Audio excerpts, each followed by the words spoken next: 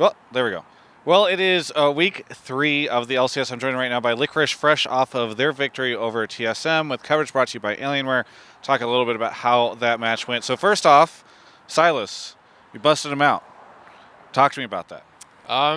It wasn't something we planned to play today, but it's something that we practiced a little bit in scrims, and I was playing a bit in solo queue, and it just looked really good into the team comp that TSM picked, so we decided to play it. See, that's what's so funny to me is that I feel like oftentimes teams, they'll spend all week coming up with these strategies, and then I'll interview them, and they'll be like, yeah, we just decided to do it when we got on stage.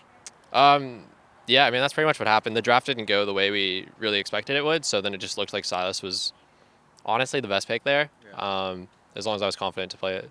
Is it Sylas or Sylas? Sylas, I think. That's what I thought, but then I've heard...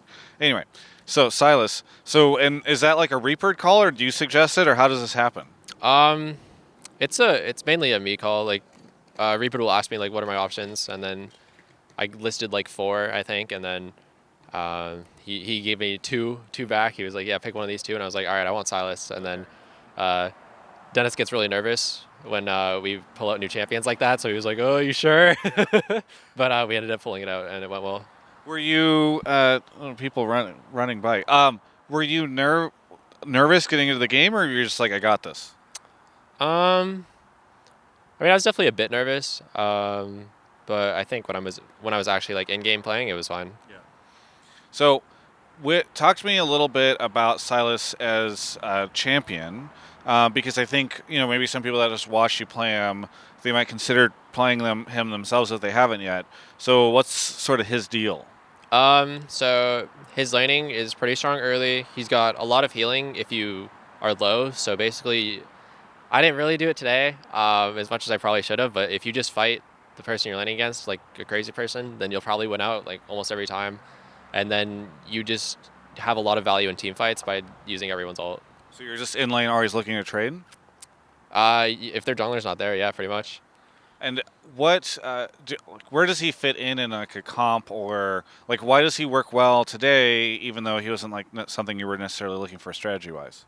I mean, we just didn't expect their team comp to be like Sion, Zillion, Lissandra are 3 champions where like their kit is their ultimate basically. Like their ultimate is their biggest thing. So if you can just steal their ult, then that's like pretty insane value in a team fight. Yeah, that was the main reason, I think. So, any suggestions for people on when to pick him in solo queue?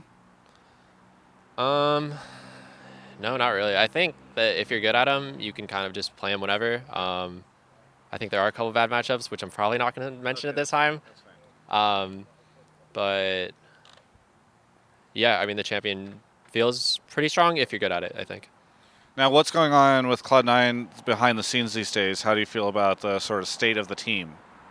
It's been okay. I think that the loss against CLG was actually really important for us. It kind of helped us figure out a lot of our mistakes, and it like showed a lot of the problems we had. So we've done a really good job of fixing them for this week, and I think that we're looking like a strong team now.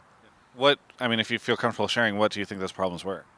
I mean, one of the biggest things was like when we played against CLG, they got 6 dragons against us, which isn't something that should ever happen in a competitive game. It's a lot of dragons, yes. There's a lot of dragons. So just making sure teams don't get 6 dragons against us has been part of it. And then also just playing more as a team. Yeah.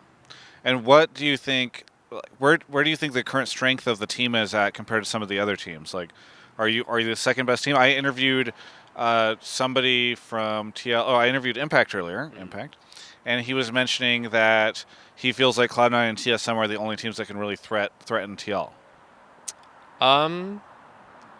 Yeah, I mean, I think we're definitely a top team. I think that without playing everyone, it's kind of hard to say exactly where we fit in. Yeah. I'd like to think that we are a top 2 team and we could be like the best team at some point. But for now, I'm pretty happy with the direction it's going. Is there anything you want to say to any of the fans out there? Just the usual, thanks for the support. It's been great, and hopefully we'll be able to win LCS this year. Well, thank you so much, Licorice, for the interview. Looking forward to seeing what Cloud9 can do as you guys continue to ramp up. I feel like that's always the Cloud9 story. It's like by the end of the split, everything's firing on all cylinders. Thanks so much for the interview. For everyone else, you can check out the rest of my coverage of all things esports right here on my YouTube channel.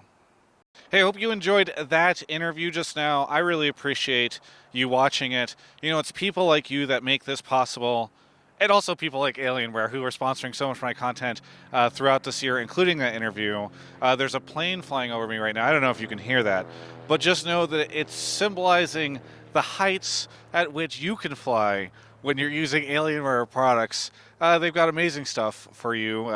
High refresh rate monitors, 4K stuff, sick graphics cards in their machines. Go check it out. Dell.com/Travis. There's a link in the description. You'll really appreciate the fact that you did this.